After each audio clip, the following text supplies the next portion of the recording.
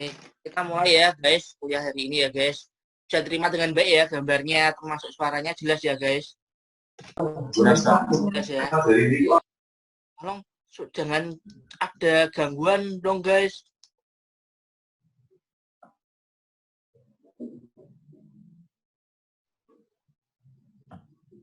Oke, sebelum kita mulai kuliah selanjutnya, seperti biasanya, minggu kemarin di kuliah saya, MSDM, kalian dapat tentang apa?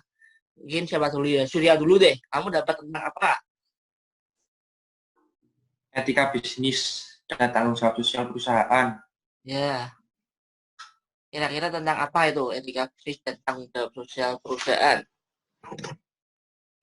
Tentang sikap perilaku perusahaan untuk memajukan perusahaan dengan perilaku yang benar dan berkelanjutan yang menghasilkan keuntungan. Ya betul. Kira-kira kalau Yusika apa? Selain itu dapat tentang apa?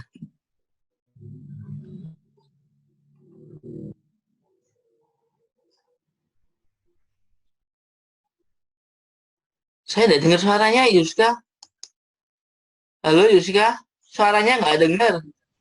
Oh ya, Ya, etika bisnis itu menjalankan bisnis secara adil sesuai hukum dan tidak bergantung pada kepentingan individu.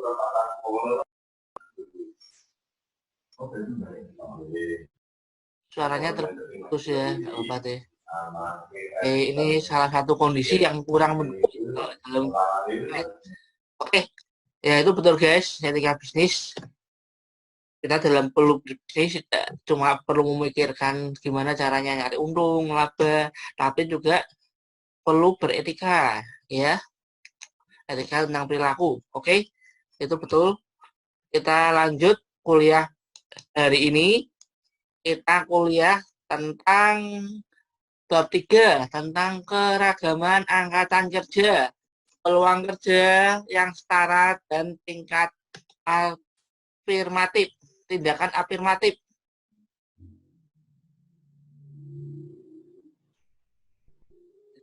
Saya agak ini guys, tak share screen dulu ya.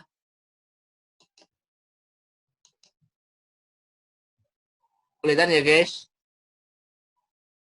Kalau kita ngomong tentang angkatan kerja, di benak kalian tentang apa guys? Angkatan kerja. Angkatan kerja. Ya. Tentang apa? Kurang tahu, Pak. Kalau angkatan udara, angkatan darat, mungkin sering dengar ya. Tentang apa kira-kira di benak kalian? Kita dengar, oh angkatan udara, angkatan darat.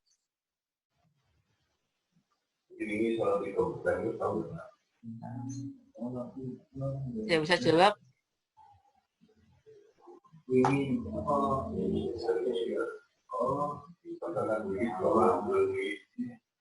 Yang bisa jawab mungkin Yusika mau jawab? Nah, Belum tahu Pak, nggak ada pikiran apa-apa. kalau ada pikiran apa-apa, kalian belum kuliah harus baca-baca dulu, persiapan presentasi. Kan bukunya udah saya kirim ya. Kalian udah terima kan bukunya yang e-booknya ya tentang MSDM ini? Udah kan?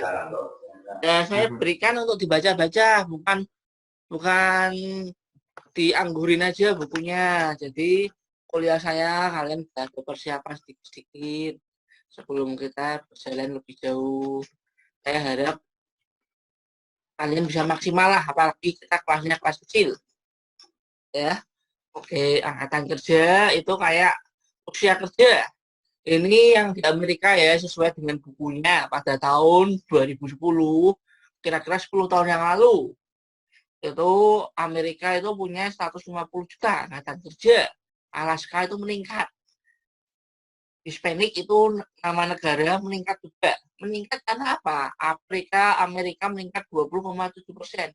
Meningkat bisa disebabkan oleh berapa banyak faktor. Antara lain mungkin faktor kelahiran.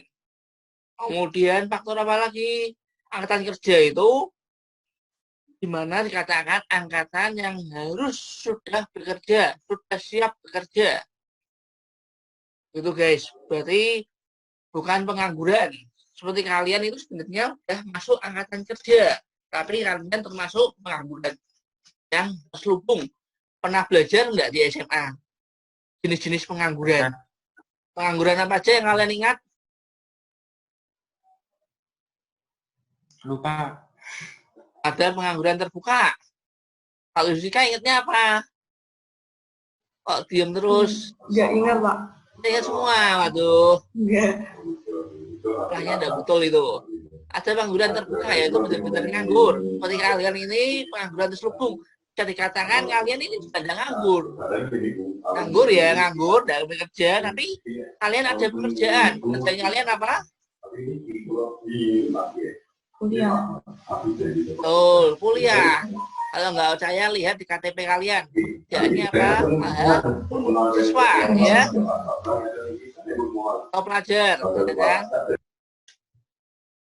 Ya, oke.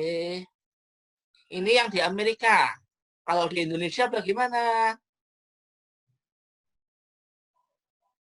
Ini saya ambil dari koran Tempo.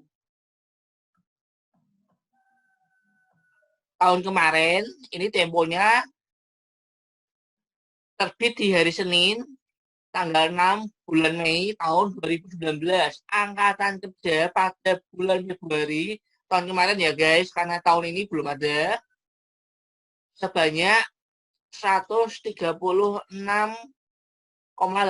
juta orang, naik menjadi 2,24 juta orang dibandingkan pada tahun Februari 2018. Sejalan dengan naiknya angkatan kerja, tingkat partisipasi angkatan kerja PT AK juga meningkat sebesar 0,12% poin. Penduduk yang bekerja sebanyak 129,26 juta orang bertambah menjadi 2,29 juta pada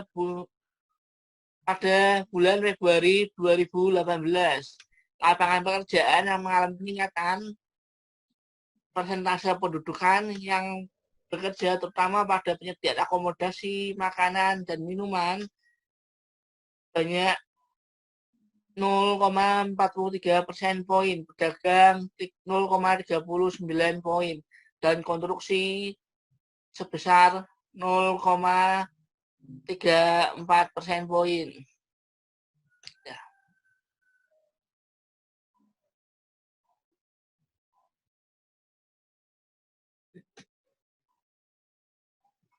Sampai di sini paham? Angkatan kerja berarti angkatan yang secara usia mereka udah siap untuk bekerja. Ya guys, kira-kira dengan kondisi seperti sekarang ini, angkatan kerja bertambah atau berkurang guys? Berkurang. Berkurang. Penganggurannya bertambah atau berkurang gara-gara corona ini? Bertambah, ya kan? Banyak pabrik yang ditutupin, ya kan? Gara-gara kondisi ekonomi yang tidak stabil. Bahkan mungkin kalian bisa lihat, kalian orang Ambarawa ya, mungkin di Ambarawa bisa jalannya rame, sekarang jalannya sepi. Tingkat ekonominya gimana? Slow down, ya kan? Banyak pabrik yang pada gulung tikar. Berarti banyak juga PHK, ya kan guys? Jadi secara otomatis pengangguran akan meningkat. Jadi usia angkatan kerja akan meningkat. Kira-kira dampaknya bagaimana? Bagus nggak?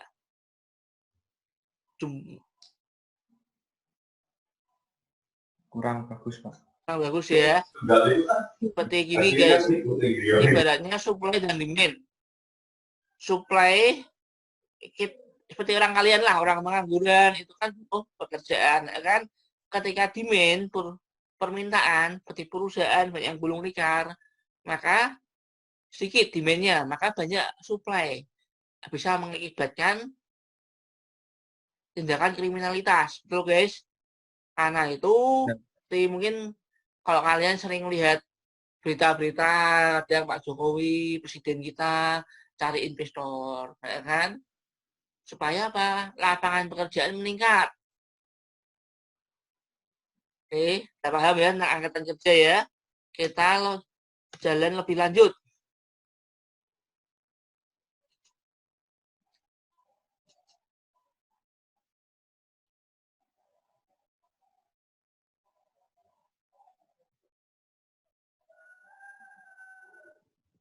Ini ya guys.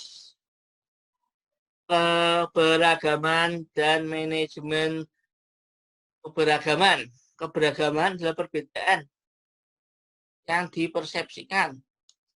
Manajemen keberagaman memastikan tersedianya faktor-faktor untuk mendorong perkembangan berkelanjutan, untuk menyatukan perbedaan, untuk mencapai produktivitas maksimum.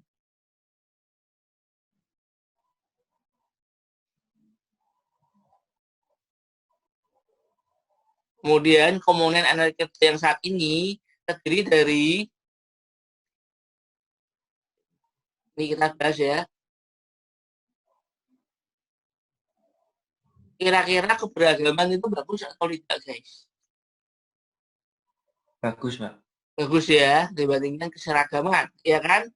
Karena itu perusahaan harus menciptakan keberagaman. Keseragaman ini seperti ini guys. Kalian pernah kerja nggak di sekolah? Pernah sekolah nggak? Di sekolah yang ibaratnya tidak seragam.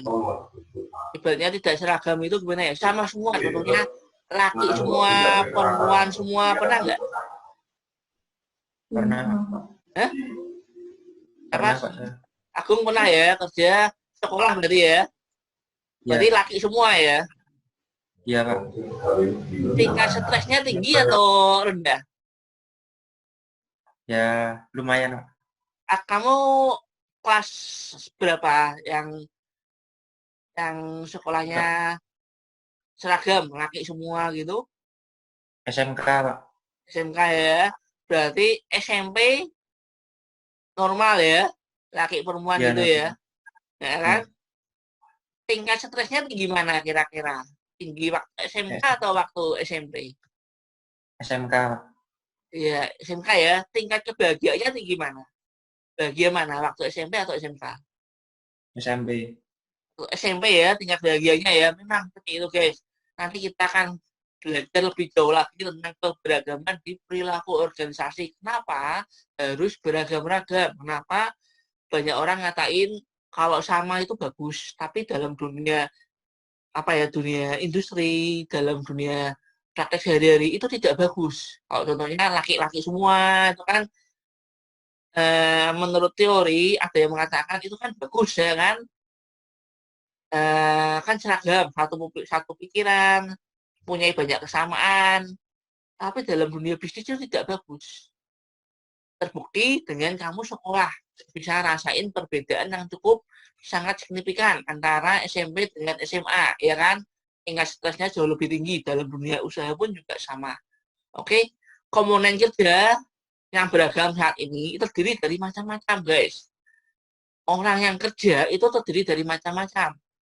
Dulu itu orang yang kerja rata-rata komponennya cuma orang laki yang bekerja. Ingat ya, orang laki dulu rata-rata yang nyambut gawe ya. Orang perempuan ngapain? Di rumah. Di rumah ngurus anak. Iya, ngurus anak, ngurus macam-macam lah ya. Dulu, zaman dulu. Zamannya Siti Nurbaya. Ya. Sekarang angkatan karena model seperti itu tidak bisa diterapkan di dalam dunia usaha. Contohnya tadi seperti Surya, yang kerja laki semua, tingkat stresnya tinggi, nggak akan pressure-nya tinggi. Nah, itu perusahaan harus menciptakan keberagaman, ya kan? Dan angkatan kerja itu tidak cuma laki toh, orang perempuan juga bisa. Ini kita bahas per satu-satu, yaitu terdiri dari bermacam-macam. Contohnya orang tua tunggal. Orang tua tunggal ini begini, mungkin dulu menikah, punya anak, kemudian ada sesuatu, dia jadi single parent guys, ya. Kemudian untuk menghidupin keluarganya, dia sebagai single parent, mau tidak mau harus bekerja, ya kan? atau ibu bekerja, mungkin suaminya bekerja. Ini ya wanita dalam bisnis, mungkin suaminya bekerja, kemudian mau tidak mau perempuannya juga bekerja, membantu perekonomian suaminya supaya perekonomian rumah tangganya jadi lebih baik. Kemudian ada keluarga duit karier yang dari segi semuanya laki perempuan ini sudah mapan ibaratnya. Ibaratnya salah satu tidak kerja pun masih bisa, tapi karena mereka punya karier, mereka fokus ke karier, jadi mereka mau tidak mau mereka suka bekerja. Oh ya guys, mereka suka bekerja. Kemudian ada karyawan yang kulit berwarna. Kemudian kulit berwarna itu seperti kita bermacam-macam. Kulitnya ada yang mungkin ini cenderung keras ya guys. Mungkin ada yang suku Jawa, suku Cina, suku Batak, suku Manado. Seperti itu guys. Mungkin kalau kalian bekerja, kalian ini pure sekolah atau juga sambil bekerja juga guys? Pure sekolah. Pure sekolah ya. Dari sekolah ya. Oke. Ya. Kalau kalian bekerja, nanti kalian akan ketemu dengan berbagai macam orang. Contohnya kalau kalian ke mall atau kemana, kalian bisa lihat karyawan di mall tersebut kan tidak seragam. Kemudian ada karyawan tua yang seharusnya mereka mendekati usia pensiun. Tahu ya guys, udah tua seharusnya pensiun, tapi karena banyak faktor keadaan, mungkin ekonominya belum cukup kuat, mau tidak mau dia harus bekerja. Ini memengaruhi demand, ya kan? Seharusnya karyawan tersebut, perusahaan tersebut punya 100 karyawan. Sudah terisi semua. Kalau tidak ada yang pensiun, tidak ada yang keluar, kira-kira perusahaan tersebut untuk menambah tenaga kerja baru sulit atau mudah?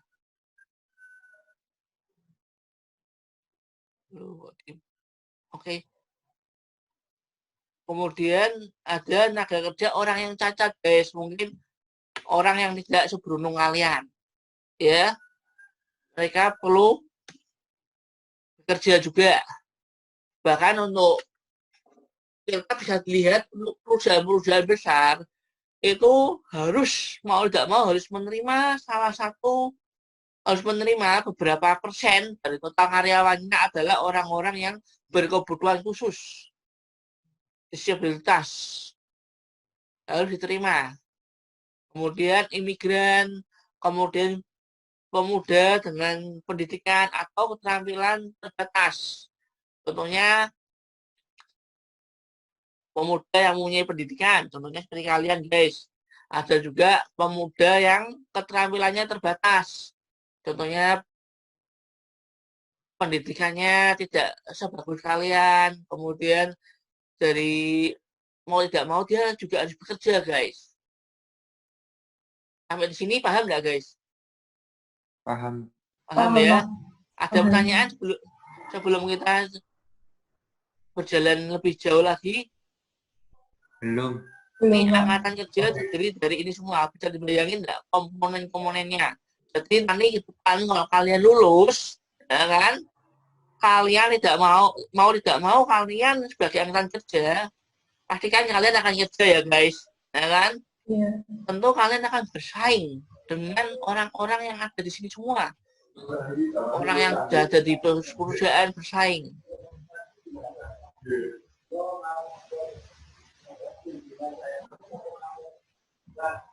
Kemudian ingat ada hukum utama yang mengaruhi peluang kerja. Ini kita kiblatnya ke Amerika karena dia sebagai negara demokratis ya, tapi kita tidak akan baca lebih jauh. Mungkin kalau kalian sering dengar nggak tanggal 1 Mei, May Day. Apa hari buruh Pak? Hari buruh, betul. Hari buruh internasional. Itu seluruh dunia memperingati Hari Buruh Internasional May Day. Ya. Dulu buruh mungkin Ini ada persamaan. Buruh itu ada hukum, di mata hukum, ada equal payment. Ini tentang penggajian. Perbudakan itu sudah tidak diperbolehkan lagi. Nanti kita akan bahas yang di Indonesianya. Kemudian ini tentang di luar negeri, kita tidak akan bahas lebih jauh. Ini ya, kita bahas tentang ini. Equal Employment Opportunity Commission. EEOC diciptakan oleh Undang-Undang Hak Sipil pada tahun 1964.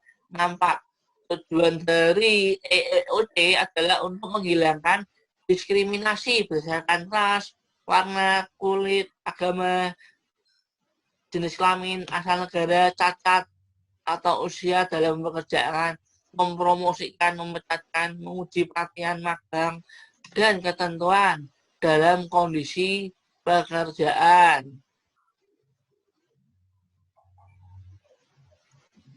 Jadi, seperti gini guys, kalau kalian nanti mempelajari tentang manajemen, di sana kita akan belajar tentang dulu itu ada perbudakan. Setelah itu ada pergeseran, ada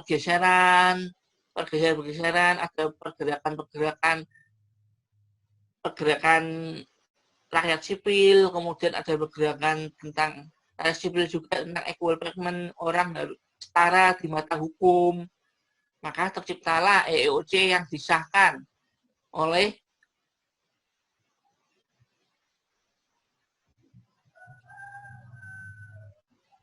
EEOC disahkan oleh hukum, dan ini dianut oleh semua negara. Karena itu semua negara itu selalu memperingati May Day, Hari Buruh Nasional.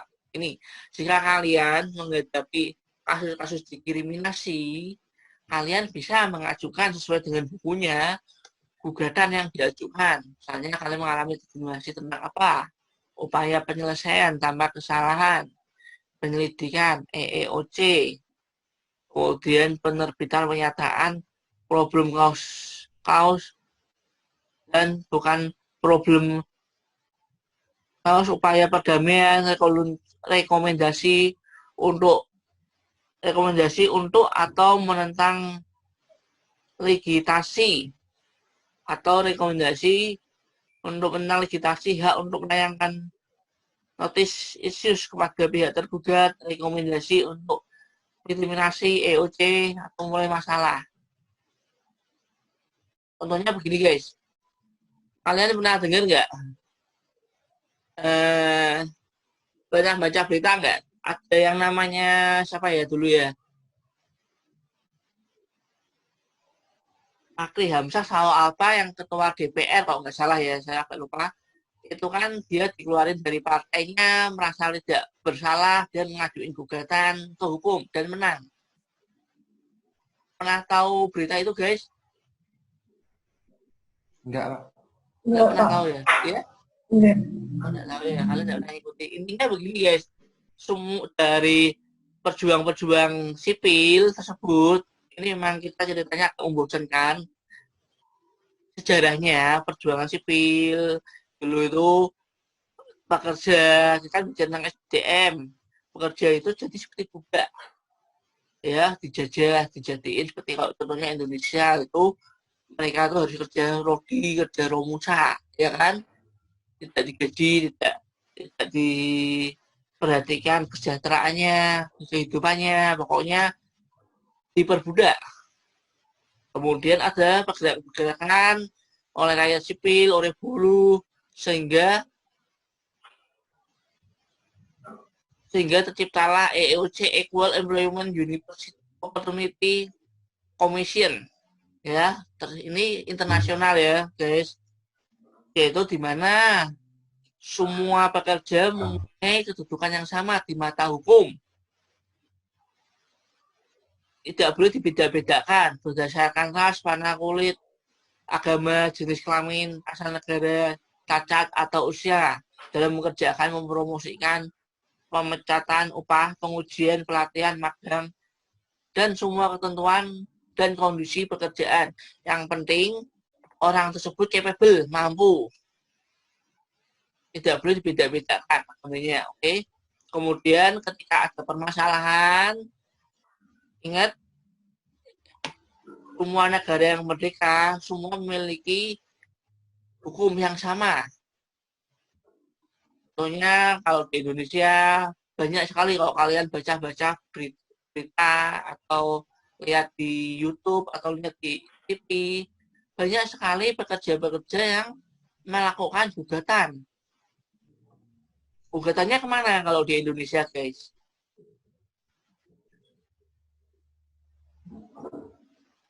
Halo, kira-kira orang ngajuin gugatan kemana? Ke pengadilan negeri. Iya betul guys, banyak sekali pekerja-pekerja yang merasa diskriminasi, kemudian dia mengajukan gugatan ke pegawai negeri dan disetujui. Oke, ini kita belajar dari luar negeri ya, asalnya ya guys ya. Kita masuk ke, nah, kita akan belajar yang dari Indonesia. Bagaimana yang Indonesia tersebut?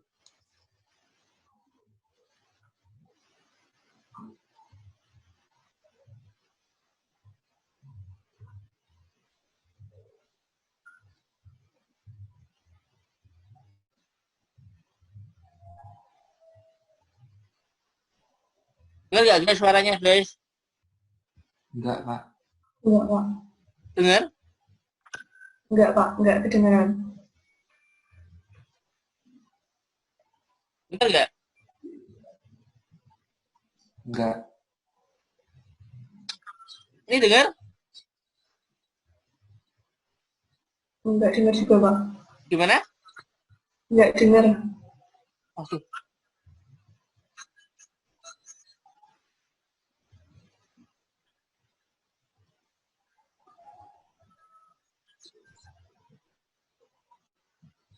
Dengar nggak guys? Enggak, Pak. Ya?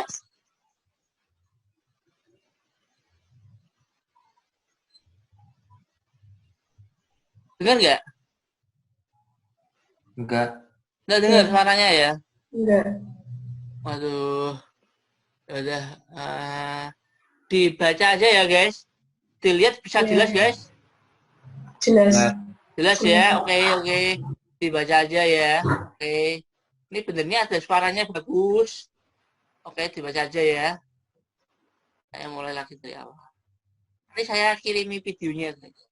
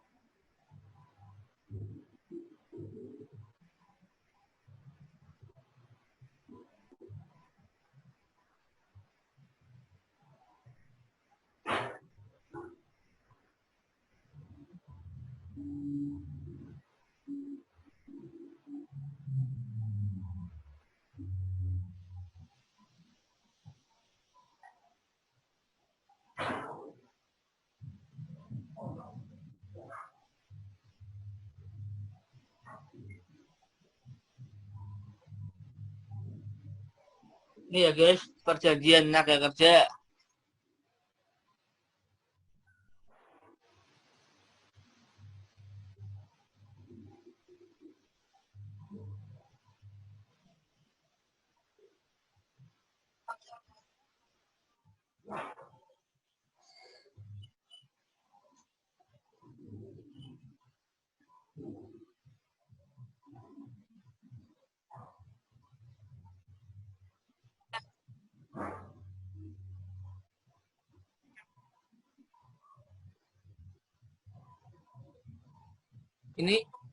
Ini udah dengar guys?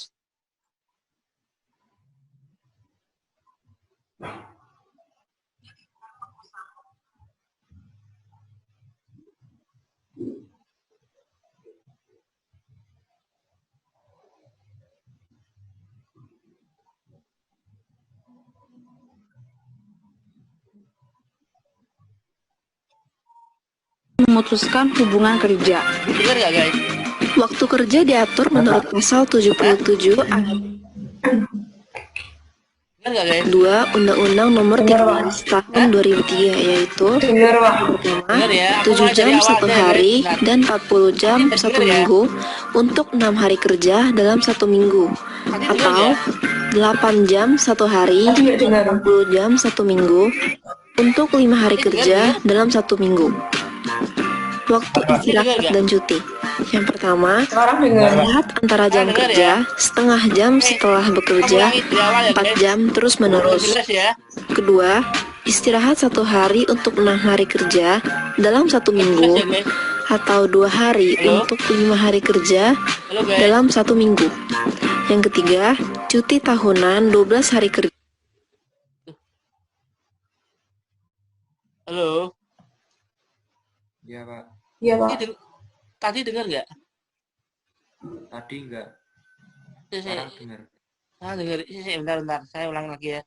Nah, ini penting sih. Ini dengar? Dengar, Pak. Iya, dengar, Dengar Pak. ya. Dengar ya. Iya.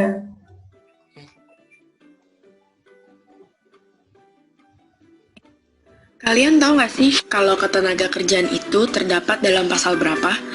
Nah, jadi ketenaga kerjaan itu terdapat dalam pasal 1 Undang-Undang Nomor 13 Tahun 2003 yang berbunyi Himpunan Peraturan mengenai segala hal yang berhubungan dengan tenaga kerja pada waktu sebelum, selama, dan sesudah masa kerja.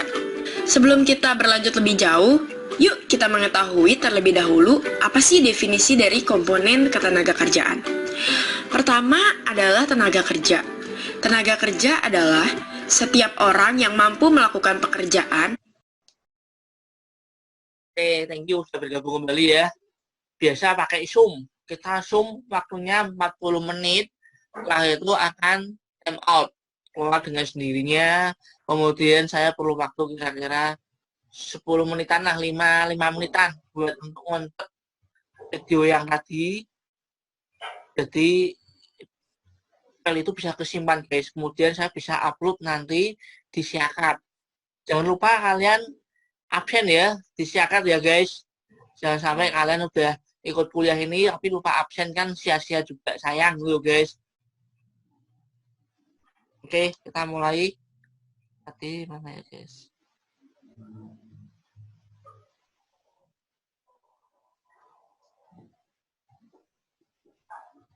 Oke. Ya guys, videonya ya diperhatiin ya guys. Dengar suaranya guys? Enggak loh. Ya, oke, itu benar. Lagi ya.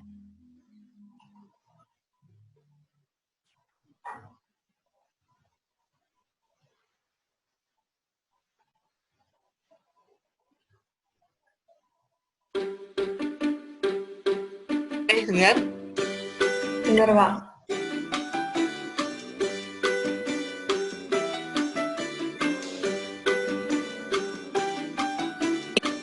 Kalian tahu nggak sih kalau ketenaga kerjaan itu terdapat dalam pasal berapa?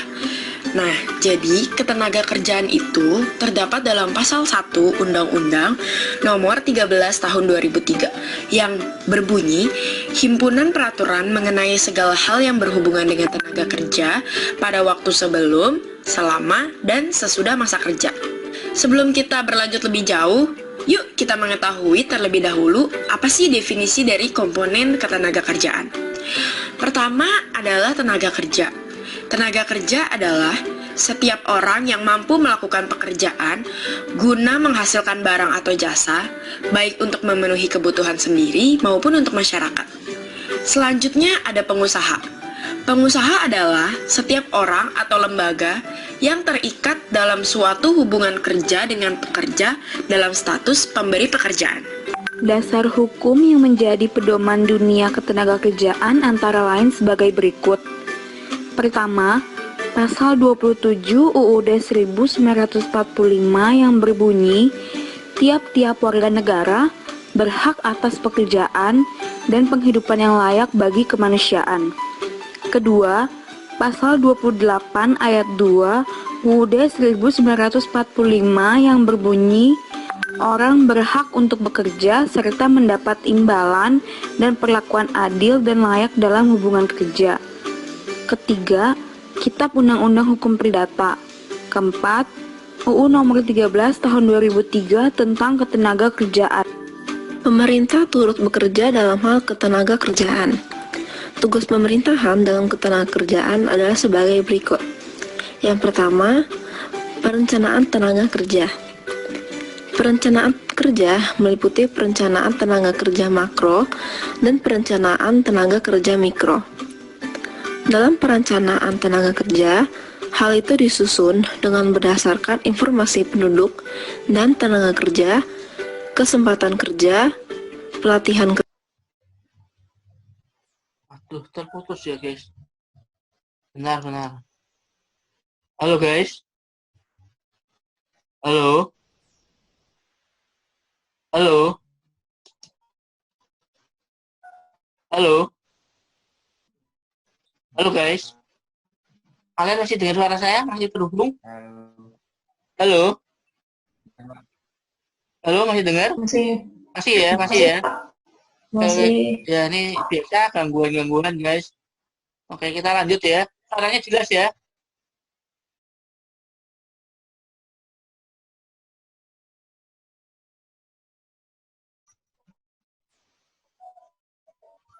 Sorry. Halo.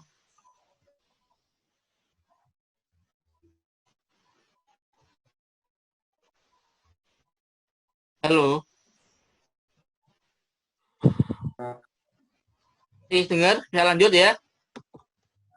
Tapi suaranya jelas ya guys, videonya ya.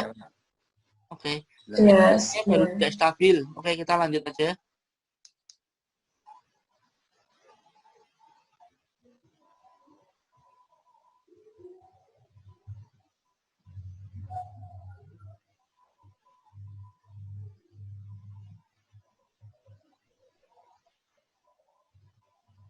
Kerja.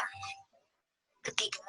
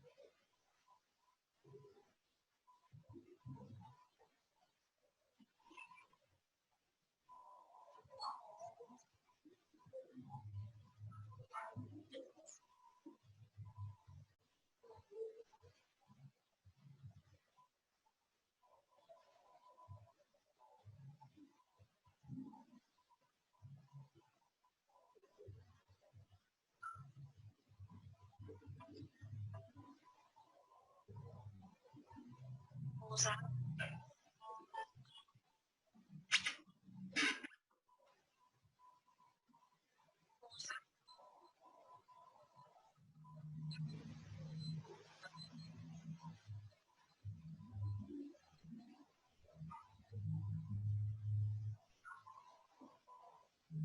guys, udah jelas guys tentang hukum di Indonesia. Halo, Jelas kok. jelas ya. Tadi dengar ya suaranya videonya ya dari awal sampai akhir ya. Didengar kan suaranya? Yang terakhir putus-putus Pak. Aduh, putus-putus ya. Ya itulah. Yang mana? Bagian PHK-nya atau mana? Belum. Oke, nanti saya kirim linknya aja ya guys ya. Sama PowerPoint-nya. Ini agak besar, jadi harus lewat email ya. WA nggak tahu, cukup nggak? Ya, karena ada videonya. Oke, kita lanjut.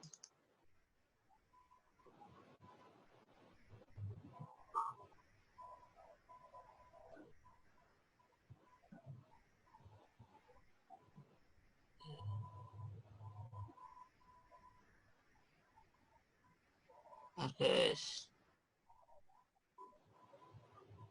Seperti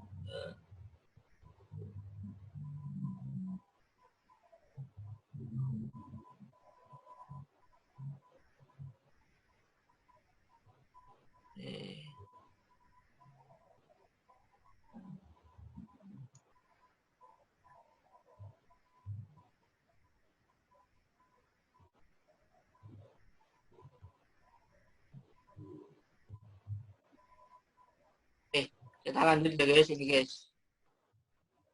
Nih, kemudian ada yang namanya Uniform Guideline on Employment Selection Procedure. Guideline ini memberikan sekumpulan prinsip tunggal yang dirancang untuk membantu para pekerja, organisasi tenaga kerja, agen tenaga kerja, serta dewan lisensi serta sertifikasi dalam mematuhi larangan federal terhadap praktik karyawan yang mendiskriminasikan atas dasar ras, warna kulit, agama, gender, dan asal kebangsaan. Kumpulan prinsip tunggal untuk membantu para pemberi kerja, organisasi, tenaga kerja, agen tenaga kerja, serta dewan lisensi, serta sertifikasi untuk mematuhi larangan federal terhadap praktik karyawanan yang mendiskriminasikan atas dasar ras, warna kulit, agama, gender, dan kebangsaan. Pernah dengar tentang serikat buruh nggak guys?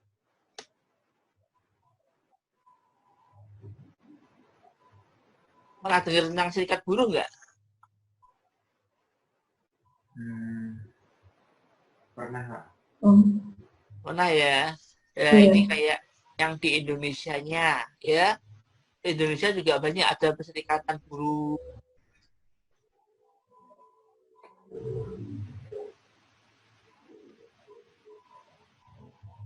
Kemudian perlakuan yang tidak setara dan dampak merugikan antara lain dengan memperlakukan tidak setara.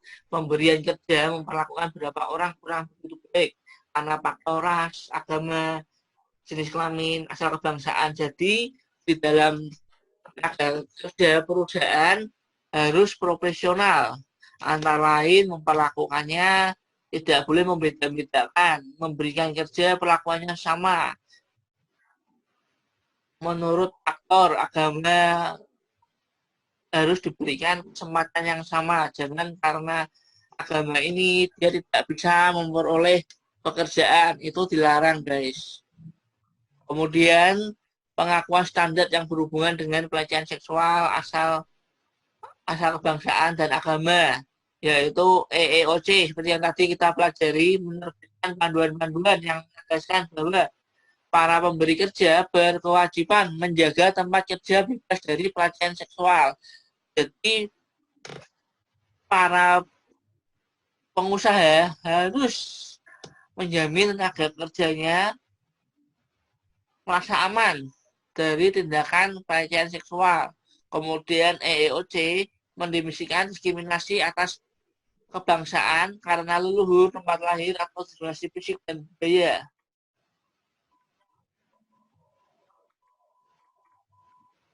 Jadi EOC itu perusahaan tidak hanya cuma menjamin keselamatan bekerja, upah yang layak, dan apalagi guys, juga keselamatan akan psikis ya, mental mereka. Maka tidak boleh ada namanya diskriminasi tentang ras, warna kulit. Kalau kita kemarinnya belajar tentang gimana cara mengoptimalkan tenaga kerja, ya kan?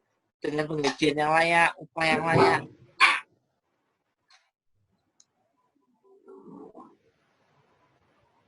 Kemudian ini tindakan afirmatif yang mewajibkan oleh presidensial pada eksekutif order pada tahun 11246 pada order ini bukan tahun ya, ini kayak kalau di Indonesia itu kayak pasang hukum ya guys. Ini mengharuskan pemberi tenaga kerja mengambil langkah positif guna memastikan adanya kesempatan bagi pelamar dan memperlakukan setara tanpa memandang ras, keyakinan, warna kulit, dan kebangsaan. Ini ya, program tindakan afirmatif, pendekatan yang dikembangkan organisasi dengan kontrak pemerintah untuk membuktikan bahwa karyawan dipekerjakan dalam proporsi yang sesuai dengan keterwakilan mereka dalam masa tenaga kerja yang relevan bagi perusahaan. Oke, sampai di sini ada pertanyaan, guys? Belum, Pak. Ini memang kita bukunya ini kan saya pakai bukunya Moody. Moody itu kan dari apa ya, Amerika. Kiblatnya jadi emang arahnya arah ke Amerika. Jadi memang kurang menarik dari bukunya. Karena itu saya carikan dan belajar yang lain, salah satunya video. Mungkin dari videonya kalian bisa pahami hukum yang ada di Indonesia, karena hukum itu semua berbeda-beda antara negara. Tapi yang jelas kita itu ada namanya kiblatnya. Kiblatnya kan Amerika negara demokratis. Kiblatnya itu kita pakai kebebasan yang ada di Amerika, demokratis ya, yaitu di mana semua tenaga kerja mempunyai kesempatan yang sama, tidak boleh dibeda-bedakan, baik berwarna. Kalau di Amerika mungkin negro, kulit putih, kulit hitam, mereka mempunyai hak yang sama. Mungkin di Indonesia pun juga harus disamakan, mereka mempunyai hak yang sama sebagai warga negara, tidak cuma keturunan Jawa, tidak cuma keturunan Cina, pokoknya semua orang Manado, Ambon, Batak itu mereka mempunyai kesempatan bekerja yang sama, ya. Kemudian intinya oleh karena itu pemerintah sering sekali mengajar kita tentang kewirausahaan. Pernah dengar bahasa kewirausahaan nggak, guys? Pernah. Nah ya, apa kalian dengar tentang pengertian kalian tentang kewirausahaan? Kayak cara-cara berwirausaha, membuka usaha. Ya, selain itu apa lagi, guys? Apa cuma buka usaha aja? Yang penting apa dari kewirausahaan?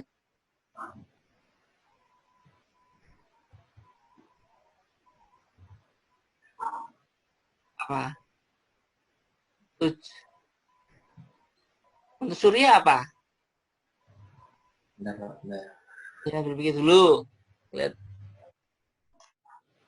Yang dengar ya, kita suruh berwirausaha.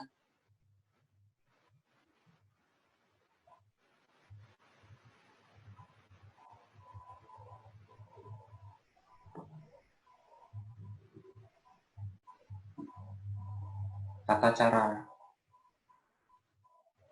membuka usaha yang benar. Ya, selain itu apa? Tujuan intinya buat apa? Intinya untuk menambah keuntungan. Selain itu apa lagi? Mungkin ada lagi, intinya apa? Kenapa pemerintah ngasih banyak pelatihan-pelatihan ya? Mungkin kalian di Ambarawa ada pelatihan-pelatihan kewirausahaan dari pemerintah, pernah dengar nggak guys? Nanti kuliah yang pernah dengar ya? Kuliah nanti ada mata kuliah kewirausahaan. Kira-kira apa? Kewirausahaan. Kenapa orang diharuskan untuk berwirausaha? Intinya apa? Kalau Yusika apa?